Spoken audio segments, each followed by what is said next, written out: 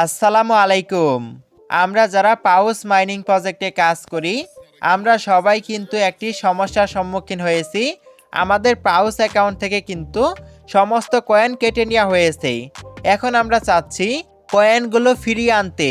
তো আপনারা কিভাবে পাউস কয়েনগুলোকে ফিরিয়ে আনবেন সেটাই কিন্তু আজকের এই ভিডিওতে দেখিয়ে দিব, এবং কেন কেটে নেওয়া হয়েছে সেটাও কিন্তু আপনাদেরকে জানিয়ে দিব। আপনি যদি এই প্রজেক্টে কাজ করে থাকেন তাহলে অবশ্যই আজকের ভিডিওটা সম্পূর্ণই দেখবেন। অলরাইট, প্রথমে আপনি টেলিগ্রাম থেকে পাউস মাইনিং প্রজেক্টটাকে ওপেন করবেন। ওপেন করার পর কিন্তু আপনাদের সামনে ঠিক এরকম একটি ইন্টারফেস ওপেন হবে। এইখানে কিন্তু আপনারা কোনো পাউস কয়েনকে দেখতে পারবেন না, কেননা আমাদের অ্যাকাউন্টে সমস্ত কয়েন কিন্তু তারা কেটে নিয়েছে। এই কয়েনগুলোকে ফিরিয়ে আনার জন্য নিচের দিকে আপনি দেখতে পারবেন পাউস ম্যাচ নামে একটি অপশন আছে। এই অপশনের উপরে ক্লিক করবেন। তারপর কিন্তু আপনাদের সামনে ঠিক এরকম একটি ইন্টারফেস ওপেন হবে। এইখানে কিন্তু আপনারা কয়েকটা টাস্ককে দেখতে পারবেন।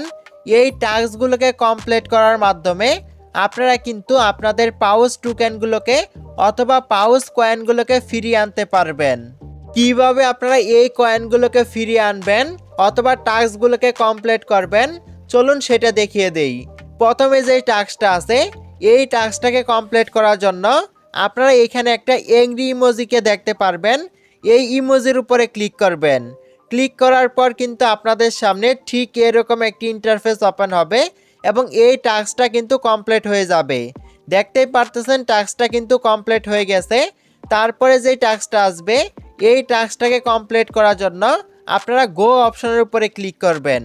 ক্লিক করার পর কিন্তু একটু লোডিং হবে। লোডিং হওয়ার পর কিন্তু আপনাদের টেলিগ্রাম অ্যাকাউন্টে কিন্তু এই স্টোরিটাকে আপলোড করতে বলবে। আপনি কি করবেন, নেক্সট অপশনে ক্লিক করে এই স্টোরিটাকে আপলোড করবেন। আর আপনি যদি আপলোড না করতে চান তাহলে আপনি এখান থেকে ব্যাক চলে আসবেন। ব্যাক চলে আসলেও কিন্তু এই টাস্কটা কমপ্লিট হয়ে যাবে। তারপরে কিন্তু 3 নম্বরে যে টাস্কটা আছে সেটা কিন্তু আনলক হয়ে যাবে। এই টাস্কটাকে কমপ্লিট করার জন্য আপনি গো অপশনের উপরে ক্লিক করবেন। ক্লিক করার পর কিন্তু আপনাদের সামনে ঠিক এরকম একটি ইন্টারফেস ওপেন হবে। এখন আপনি কি করবেন, চাইলে এটা কিন্তু পোস্ট করতে পারেন। আর আপনি যদি পোস্ট না করতে চান তাহলে এখান থেকে ক্যান্সেল আইকনে ক্লিক করে এখান থেকে আপনি ডিলিট অপশনে ক্লিক করবেন। তাহলে কিন্তু আবারও ব্যাক চলে আসবে এবং এই টাস্কটা কিন্তু কমপ্লিট হয়ে যাবে। দেখতেই পারতেছেন আমাদের এই টাস্কটাও কিন্তু কমপ্লিট হয়ে গেল। এভাবে আপনারা এই 3টা টাস্ককে কমপ্লিট করবেন। তারপর যেই টাস্কটা আনলক হবে আপনি এই টাস্কটাকে কমপ্লিট করার জন্য গো অপশনের উপরে ক্লিক করবেন। ক্লিক করার পর কিন্তু আপনাদেরকে টুইটারে নিয়ে যাওয়া হবে। আপনি একটু অপেক্ষা করবেন।